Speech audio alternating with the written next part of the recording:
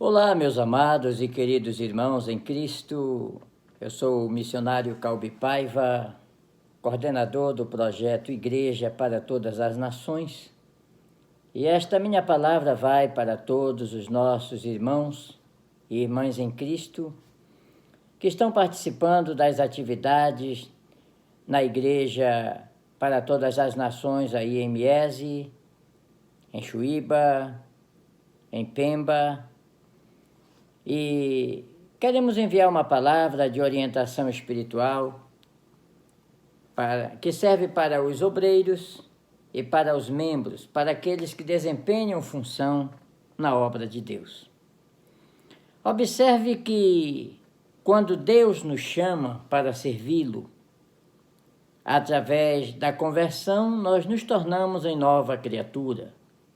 Através do batismo nas águas, nós comprovamos esta responsabilidade, este compromisso para o mundo, para aquelas pessoas que nos rodeiam, para aquelas pessoas que nos conhecem, como um simbolismo. Nós estamos morrendo para as coisas do mundo e ressuscitando, vivendo para Cristo. E através desta vida transformada, nós precisamos prestar um serviço ao mundo. E qual é o serviço que devemos prestar ao mundo? Veja bem, o serviço que temos que prestar ao mundo é dar a oportunidade que nós tivemos em conhecer o Evangelho para aquelas pessoas que não conhecem o Evangelho, porque o Evangelho são boas novas, é coisa nova e coisa boa. A Bíblia diz que a lei do Senhor é perfeita e refrigera a alma. É por isso que quando nós chegamos na igreja, vindo de outros dogmas, de outras doutrinas, que são mais pesadas, que são até opressoras, dependendo de onde nós estamos chegando, e nós nos deparamos com a dispensação da graça, que não precisa mais fazer nenhuma penitência, porque o preço já foi pago na cruz. Jesus Cristo pagou pelos nossos pecados e basta apenas nós crermos nele para sermos salvos. E se somos salvos, agora nós precisamos mostrar isto ao mundo com obras, com atitudes, no nosso procedimento, no nosso falar, no nosso agir, nas nossas ações e principalmente nas nossas reações. Porque para as nossas ações nós podemos representar, mas nas nossas reações nós não podemos representar. Vai aparecer a nossa essência diante das provas, das dificuldades, das calamidades, das perseguições. Nós vamos mostrar que somos servos de Deus. E como servos de Deus, nós temos uma responsabilidade: viver uma vida nova. A Bíblia diz que se alguém está em Cristo, nova criatura é. As coisas velhas já passaram, e eis que tudo se fez novo. Então, esta novidade de vida que o Ministério Igreja para Todas as Nações quer ver na vida de cada um novo convertido. E o objetivo desta igreja, que tem uma característica genuinamente missionária, é fazer que cada novo convertido, que cada novo cristão se transforme em um missionário, em um ganhador de almas, porque é assim que a igreja progride no mundo.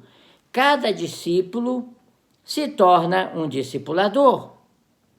Cada um que foi salvo através da mensagem do Evangelho, que lhe foi pregada por outro ou por outra pessoa, ele deve pregar esta mensagem aos outros, a começar pelos seus familiares, pelos seus colegas de trabalho, pelas pessoas da sua vizinhança, pelas pessoas da sua convivência pessoal. Agora preste atenção. Jesus falou: sereis minhas testemunhas. E esse testemunho que nós devemos dar de Jesus não são apenas palavras, mas são atitudes. Nós devemos mostrar com o nosso exemplo de conduta que nós somos servos ou servas de Deus, e nós queremos que todos façam isso. Agora, observe um versículo bíblico que nós encontramos aqui, no livro de Eclesiastes, no Antigo Testamento, Eclesiastes capítulo 10, aliás, capítulo 9, versículo 10. O versículo é que é o 10, o capítulo é o 9.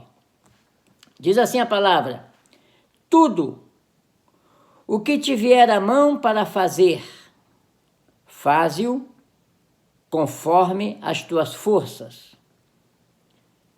Pois na sepultura para onde vais, não há obra, nem projetos, nem conhecimento, nem sabedoria alguma. Veja bem que quando nós chegamos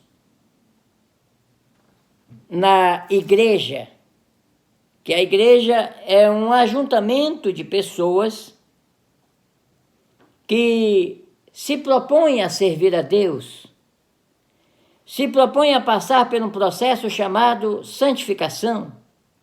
Preste atenção, na sua igreja, as pessoas não são perfeitas, são pessoas imperfeitas procurando a perfeição.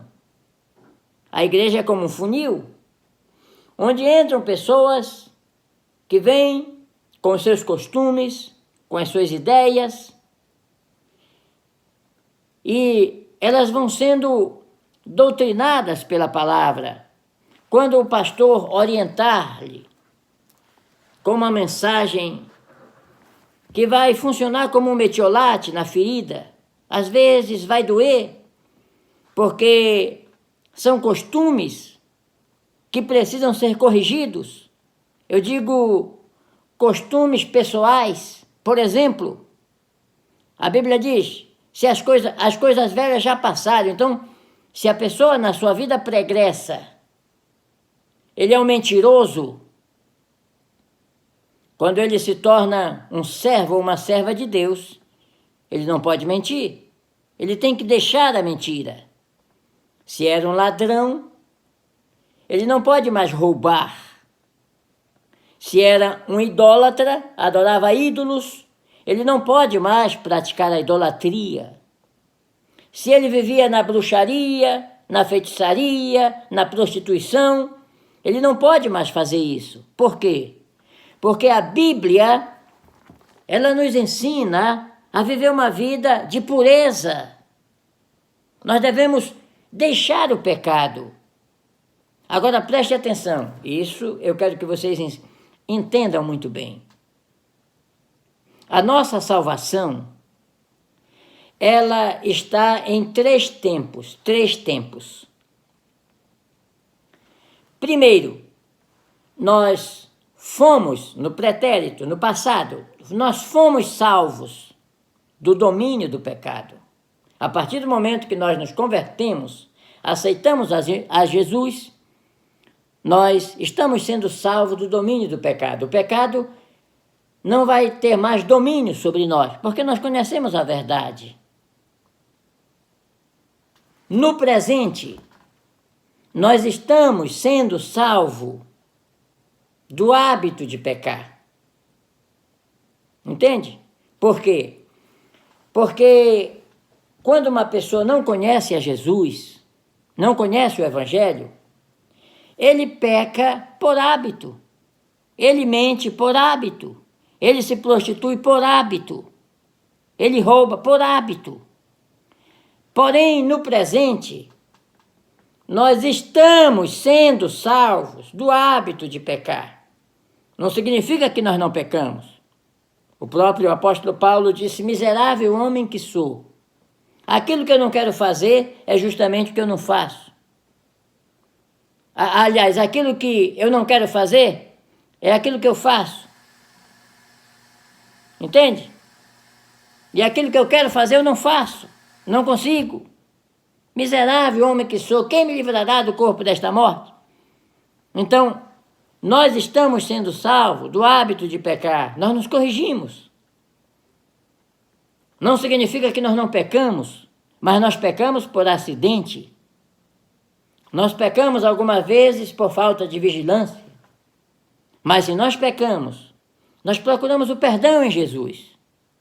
Se nós pecamos, nós procuramos viver uma vida que reconhece o erro para voltar a viver uma vida de pureza espiritual.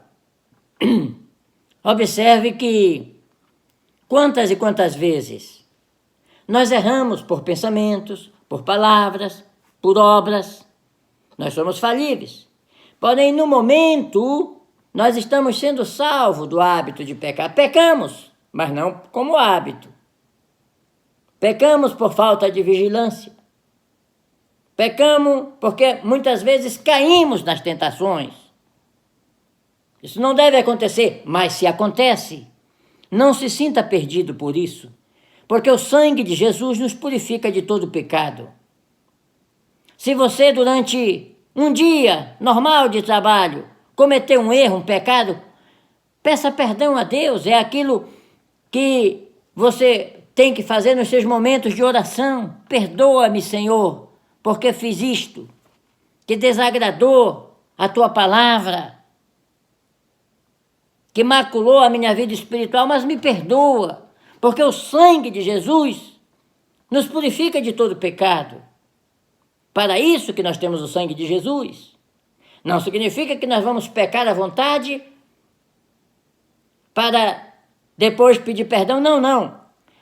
Tem que agir com responsabilidade. Olha, Senhor, eu errei. Eu não consegui vencer esta tentação, mas me perdoa. É assim que deve ser a vida do crente. Agora preste atenção. Nós fomos salvos do domínio do pecado. Nós estamos sendo salvos do hábito do pecado. Agora, quando Jesus vier para arrebatar a sua igreja, ou quando nós formos ao seu encontro, quando nós transformados formos deste corpo mortal, deste corpo que se corrompe, que envelhece, que as enfermidades afetam, nós receberemos um corpo glorificado. E quando nós passarmos para o lado da vida eterna, seja pela morte ou pelo arrebatamento da igreja, então nós seremos definitivamente livres da presença do pecado. Aleluia! Porque hoje, embora nós queiramos viver uma vida de santidade, às vezes não conseguimos. E quantas vezes nos decepcionamos com a vida de uma pessoa que nós admirávamos, mas ela caiu em pecado, cometeu erro, cometeu atitudes que envergonham o Evangelho, envergonham o cristianismo. Quantas e quantas vezes nós somos obrigados a conviver com escândalo de pessoas que nós admirávamos, mas caíram na fé, caíram nas tentações, abandonaram a igreja, abandonaram o Evangelho, voltaram para as trevas.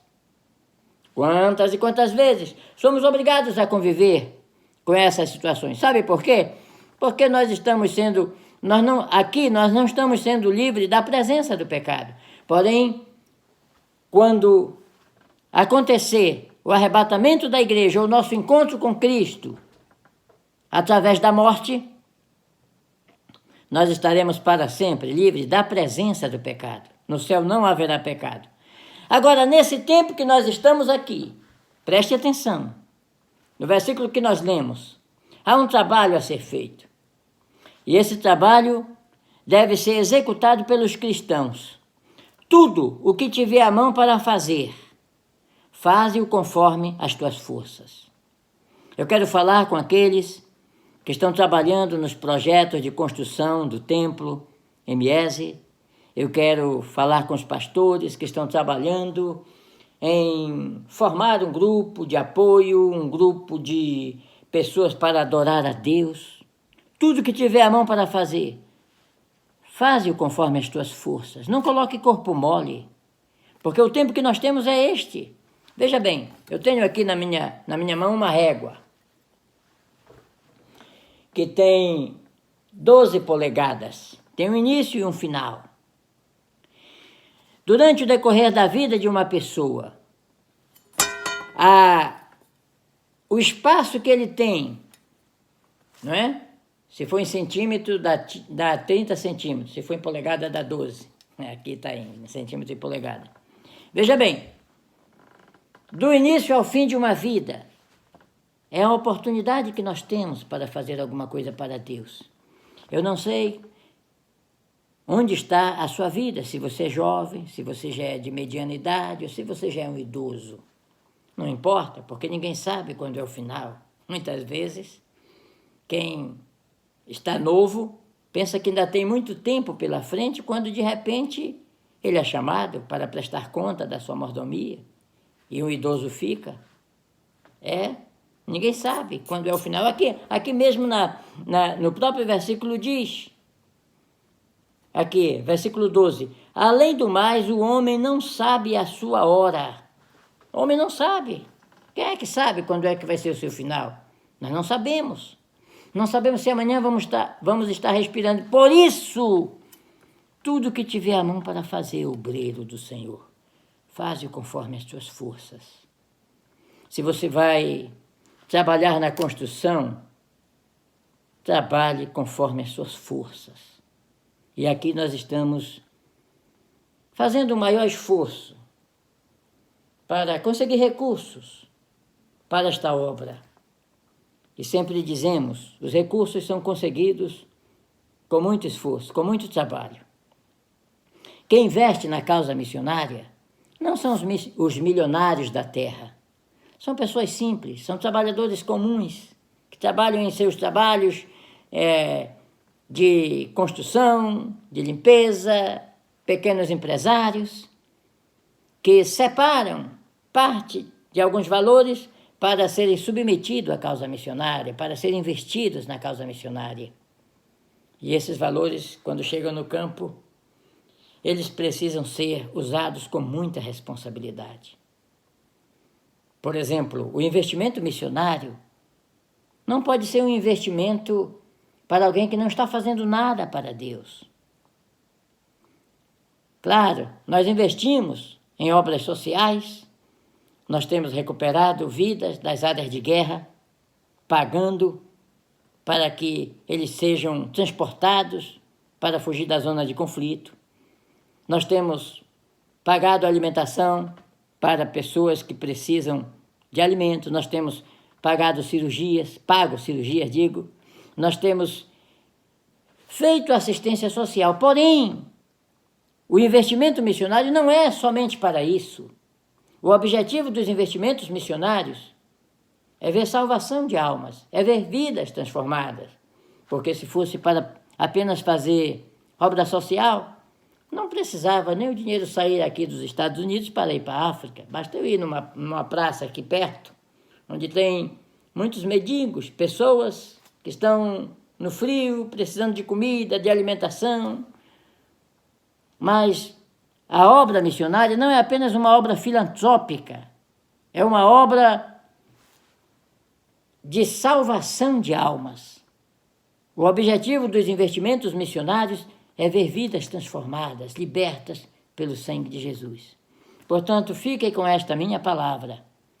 Tudo que vier à vossa mão para fazer, faça com muito esforço, faça com toda a sua força. Não coloque corpo mole, não pegue na parte mais leve do piano, mas procure fazer o seu melhor para Deus, porque Ele merece e Ele tem recompensa para aqueles que fazem a obra com alegria, com gozo, com denodo, com eficiência. Que Deus vos abençoe, que Deus vos guarde. E a minha palavra é esta, a mesma que Salomão deu aqui. Tudo que tiver a mão para fazer, faze-o conforme as tuas forças. E a palavra vai até para aqueles que podem contribuir com as missões, com aqueles que estão ouvindo este vídeo em outras partes, das Américas, do Brasil. Que tal você se tornar um missionário e ajudar a obra a ser desenvolvida em zonas de conflitos de guerra, em Moçambique? Porque no Ministério Igreja para Todas as Nações, nós temos 2 tipos de missionários, como estão essas 2 réguas: missionários mantenedores e missionários executores. Um depende do outro. Por quê? Este aqui, para executar a obra e para chegar diante de Deus e dizer: Senhor, eu não fui, mas eu enviei, eu sustentei, eu estive presente nos campos missionários com a minha oferta. Ele precisa do trabalho de um missionário executor para evangelizar os perdidos, batizá-los e ensinar-lhes o caminho da salvação. Por sua parte, o missionário executor, ele precisa dos recursos que lhe são enviados por este missionário aqui, o missionário mantenedor. Porque veja bem o que está escrito aqui. Este é o meu livro, A Igreja em Tempo de Guerra. Versículo bíblico que diz, 2 Timóteo, capítulo 2, versículo 4. Nenhum soldado em serviço se embaraça com negócios desta vida, a fim de agradar aquele que o alistou para a guerra. Nós queremos que os nossos missionários tenham seu tempo livre, com sustento na mesa, para se dedicarem à mais importante de todas as obras, a salvação de almas. Que Deus abençoe e até a próxima, se Deus nos permite.